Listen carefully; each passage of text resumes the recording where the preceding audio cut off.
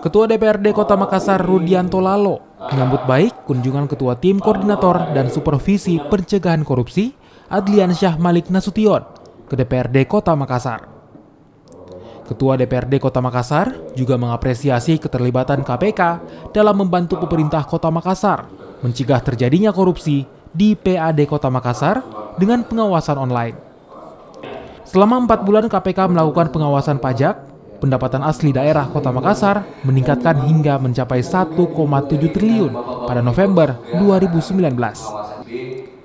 Selain PAD, pengembalian aset Kota Makassar seperti fasilitas umum dan fasilitas sosial di 14 kecamatan juga dapat dipercepat. Kami hari ini terima bersama 45 anggota DPR yang hadir tadi.